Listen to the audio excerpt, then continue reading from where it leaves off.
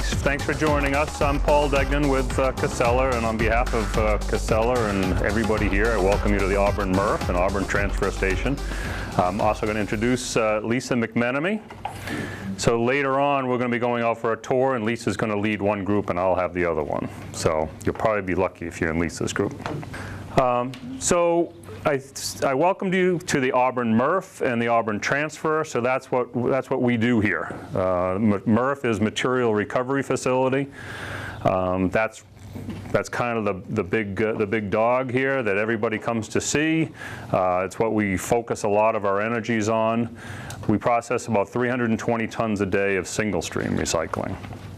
We can take dual stream. We take dual stream from different communities. We take source separated materials from different communities. Some can go directly to the baler. Things like commingle plastics and containers need to still go through the system and be sorted. Okay, so actually this facility was built by the old BFI, who's changed names a number of times, built in 1996. And then was forced to sell it, and Casella, also known as FCR at the time, purchased that. And in 2005, switched over to processing single stream. So that was kind of the last big retrofit to handling single stream. This is the first single stream plant in Massachusetts, and I think maybe the second in New England. So I said that we do 320 tons a day, so we do that about 20 tons an hour with 2 shifts. So the guys start at 3 o'clock in the morning, and we tend to work straight through till about midnight. Sometimes we do some maintenance in the middle part of the day, or we do maintenance on Saturday. We also have the Auburn Transfer Station, where you're permitted for 650 tons a day of MSW and C&D. And right now we're doing about 400 tons a day. Okay, so we do our own trucks that bring material. We do municipalities and third-party customers that come here. Casella as a whole, mostly in the Northeast, publicly traded company, has a number of landfills, has 6 recycling centers, mainly focused on single stream recycling. We have other smaller source separated recycling centers. Number of hauling divisions, very heavy in organics, handling paper sludges, wastewater treatment sludges, and source separated organics. And then we have a resource solutions region, which we actually go in and we do resource management contracts with large industrial customers in colleges, where we go in and completely manage their waste streams. Okay? Yeah. So Casella is more than just what you see locally. There's actually a lot more there. How many items can you sort optically? So actually, optical sorting is coming a long way, but once you have one optical sorter, you can really only program it for a limited amount of materials. And again, how it's configured, so there's a couple of different answers to your question. So how it's configured and how many conveyors and bins it can blow the material to. So because that's how optical sorting works for the most part, is that it reads what the material is and then uses a puff of air to blow it over a gap to get that separation. So really you can program an optical sorter for almost any type of material. I do know that there's some sorters that you can program to sort multiple items, different. So it could do 3 or 4 different plastics, and then you do another sort down the road. So I think Rhode Island actually might do that. That's a great tour, by the way. The Rhode Island Resource Recovery, owned by the state of Rhode Island. So, okay. Other questions?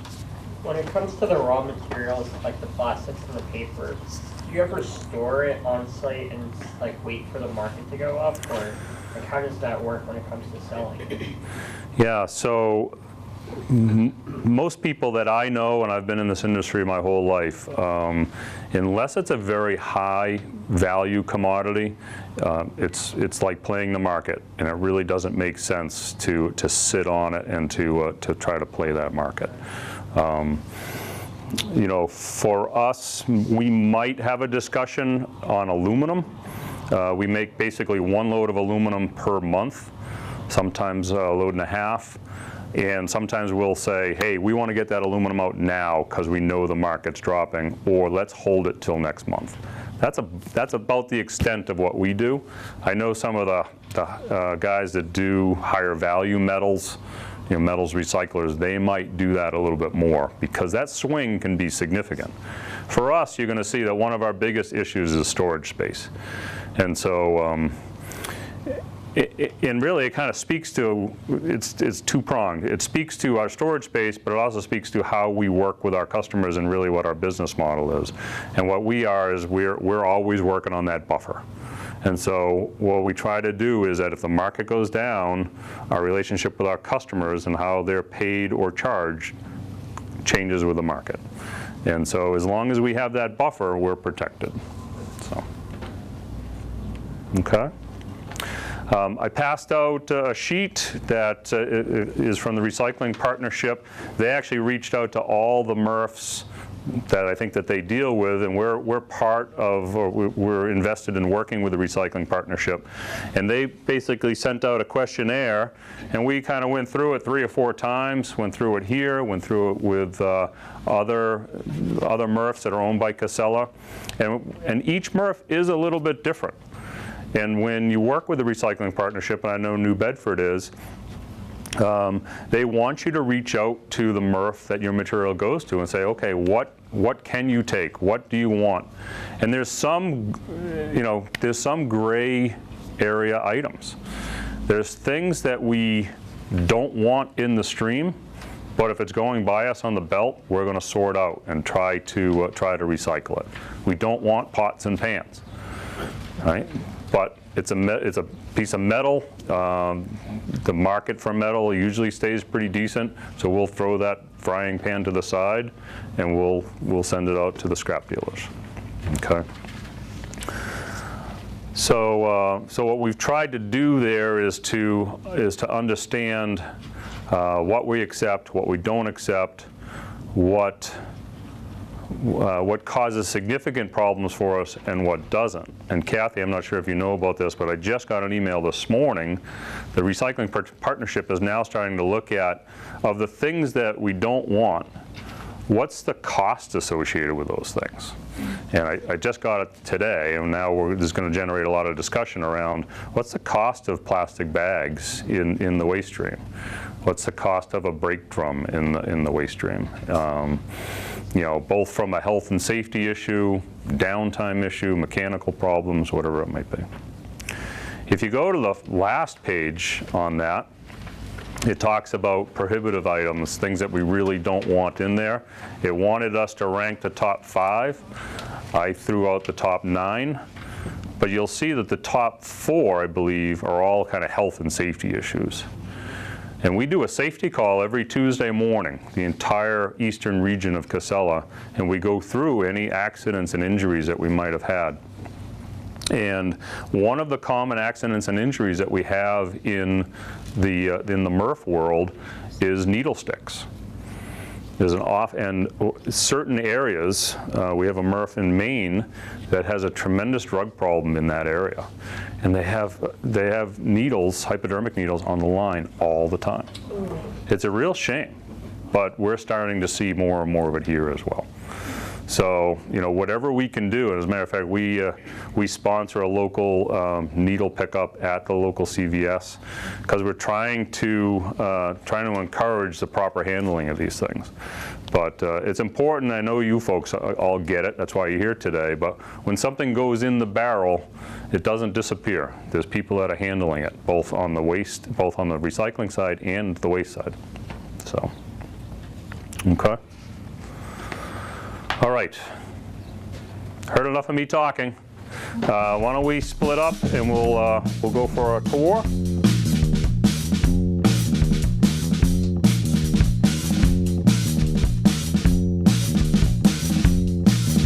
So this is actually the end of the line for our glass. So this glass right here, we work with Strategic Materials, who also is the old container recycling down in Franklin. They have a pre-processing plant in Johnston, Rhode Island. So this product here, this pile, will go down to Johnston. They'll pre-process it by taking out even more contaminants, and then they'll send it up to Franklin, where it'll get color sorted and mostly delivered to the glass bottle manufacturer right there in Franklin to get made back into glass bottles.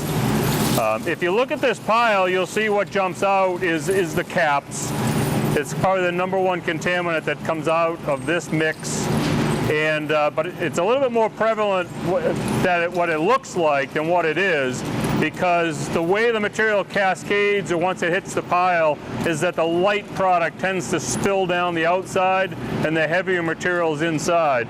So of this pile, usually about 80% of this glass is good quality glass that will get recycled back into bottles. So if I just kind of kick it around a little bit, you see, it's a lot more of that glass there than what first meets the eye. So how this glass got to this point was it went into the initial screen, material gets broken, comes out on a conveyor belt, passes over another screen just to try to sort out any of the larger material where some of the pill bottles might come out. And then we'll run underneath a magnet through an air system, where as the material falls, there's a vacuum that's pulling up all of the light material. So shredded paper, I think I heard somebody ask about that earlier. When shredded paper just goes into the mix loose, then shredded paper comes out and ends up as trash, because it just gets vacuumed away from the glass, because that's where it ends up. We'll stop here for a second. I know we're all focused on recycling, and recycling's great. Well, we do handle MSW here. We handle C&D here. Part of being a permitted transfer station in the state of Massachusetts is you have to watch your wastebands. We have wasteban inspectors. Again, giving that constant feedback to the generators if they're putting in things that they shouldn't. Some of it's recyclable material like cardboard, paper, bottles and cans. We have to watch for that. Plus we watch for zero tolerance items like refrigerators, air conditioners, televisions, tires. And it's amazing how many of those things we still see on a regular basis. Yeah, it's absolutely crazy. So that's what's happening here in door 4, 5, and 6. And basically how this works is that the material gets dumped on the floor, inspected, pushed up in the pile, and then it gets loaded into the big transfer trailers. And again, in Massachusetts, there's a shrinking disposal capacity, so we have to go further and further away with our material. We do send some material to the Southbridge landfill, but they've actually cut their inbound product to half. So we send it as far north as Bangor, Maine, Bethlehem, New Hampshire, and we're even sending some baled material out to Ohio right now. So doors 1, 2, and 3. So this side of the building is all dedicated towards recycling. So all the trucks that bring that in, trailers from ABC that collect it at their transfer station will come up here, will get dumped on the floor. We talked a little bit about audits and inspections. This is where that would happen. Okay, we would take a loader bucket, take a scoop of the material, set it aside, and we would audit that material. Actually go through and sort out. We do different types of audits. We do residue-only audits where we just pull out the trash to look at how much trash is in there. But we'll actually do a complete audit, which is all the individual materials. Pull it aside, weigh each one of them, and basically come up with a percentage of how much PET was in that load or whatever. So what Mike and the loader is doing here is that material's already been piled, it's on the tip floor. This is where our processing system starts. So we have a floor conveyor that goes to an incline conveyor, and this material is going up and into the system. So this is really kind of the start of the whole thing. We were on the tip floor, we saw the material get put on the initial incline belt. This is that incline belt here. So again, this is really kind of the start of the system. The very first station that it goes to is our pre-sort station. So the 4 sorters that you can see behind me, 2 on each side, this is pre-sort. So the 4 sorters here are really focused on material that we don't want going into the system. That might cause some of those mechanical failures. So plastic bags, wood, large pieces of metal, things like that that'll go into the system, that'll bind up the system, cause mechanical failures, safety failures. Those are some of the things that these folks are looking for. They're kind of the first guard of the system. The other thing that they'll look for is that those rigid plastics, the large rigids, they'll also pull those out here. Because if they don't get them out, then they'll end up going into the cardboard. And you'll see that as we walk by. One of the things that these folks do is that shredded paper. We don't want shredded paper except if it's in paper bags.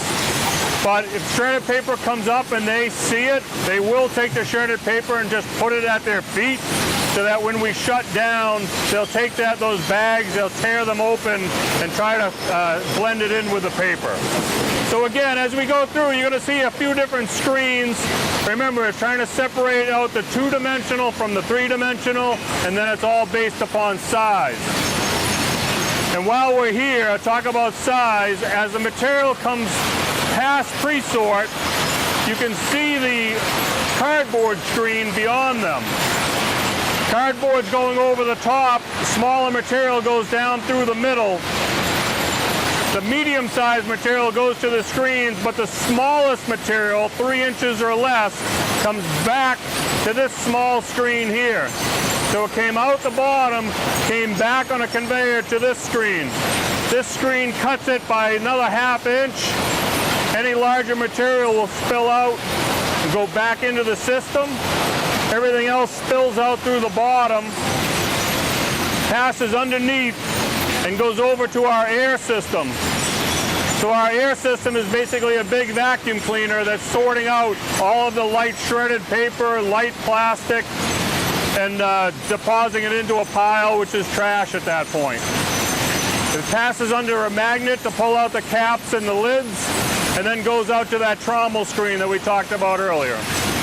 But this is a good place to stand because behind you is that cardboard screen. So the cardboard goes off the end and just ends up down on the floor. The middle fraction comes out on this conveyor belt. So this should all be mostly newspaper, magazines, junk mail, but also containers. Containers are here as well, except for glass. There shouldn't be any glass here. Okay? Then it passes over one news screen here, really focused on news and magazines because of the speed and the sizing. Then a roll screen there, that next incline. So the way these things work is it basically is a bunch of spinning discs on an incline. So every time you see an incline screen, the two-dimensional material will ride up and over the screen while the three-dimensional will spill back down. So that's why you'll see that at an angle, that screen's at an angle, and this screen's at an angle. And depending upon the type of material, the temperature, how wet the material is, will actually adjust the speed and the angle on a regular basis. So that's all designed to pull out the paper material from the containers. So after we separate out all the paper, the material goes up to that final pass over there where you see an overhead magnet belt. That's that spinning belt with the fins way up top there. That's pulling out all of the steel cans, any ferrous metals, anything that's magnetic at that point. So lids, caps, and metal cans, soup cans and things. All of the plastic containers that come up will pass underneath the magnet. That's the finned belt that you see, pulling out all the magnetic material, all the soup cans and things like that. Then the containers continue to come down the line. The first person is pulling out milk jugs, colored plastic, some of the larger rigids. They continue down, more of the detergent bottles, any paper that might still be left on the line, they're going to pull down. They drop it down the chute to go back into the paper line. Down this side, this woman's focused a little bit more on some of the larger PET bottles, or a PET bottle that still has liquid in it. Won't work in the optical sorter. The liquid will refract to the optics, or the air will have a hard time blowing the heavy bottle up through the system. So she'll see that and she'll just toss the bottle filled with liquid into the bin.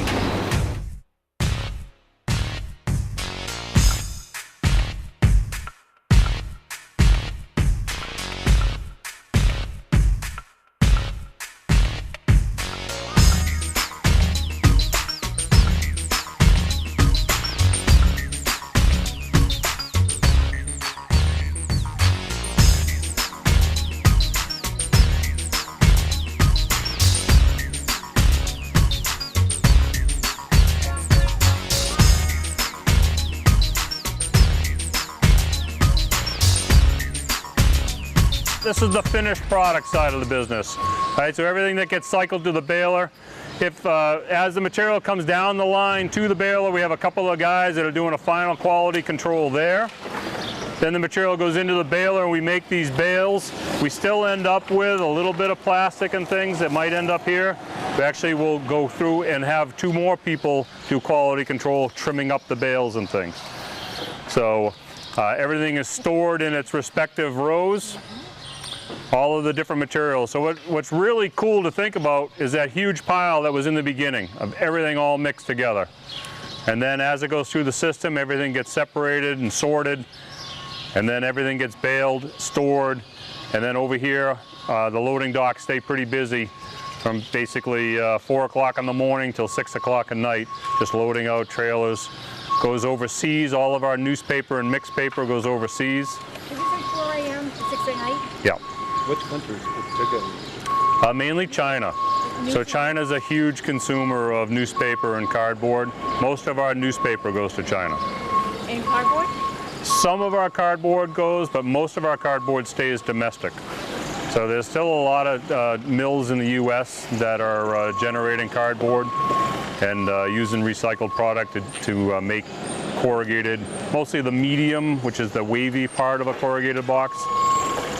So they use a lot of cardboard for that. And someone mentioned Amazon earlier, and so there's more and more cardboard being used in the U.S. So there's a lot of mills, even some newspaper mills like the one in Fitchburg, a few years ago switched from making newspaper and boxboard to making cardboard. So now they take cardboard and stop taking newspaper. So yeah, to summarize the tour, what we really looked at was how all of the inbound single stream and dual stream recycling comes into this plant, gets dumped on a tip floor, inspected for quality. Quality is very important, and try to minimize the contaminants. And then it gets run through the system. The system is designed to sort out all of the different fractions or components within the recycling stream. And it does a great job of doing that. And once it does that, it cycles it to the baler. But to do that is a lot of equipment, a lot of resources, a lot of energy, and a lot of people that go into running the plant every hour of the day. And but our final product is a bale of paper, a bale of plastic or metal, and all of that has a customer, a mill, and that's going to recycle that into a new steel can, a new cardboard box. So, you know, hope for the future is strong markets, strong economy that still will need to consume that material, and that the generator, that the homeowner understands how important it is to keep the recycling clean and those contaminants out to keep the equipment running smoothly and keep the employees safe.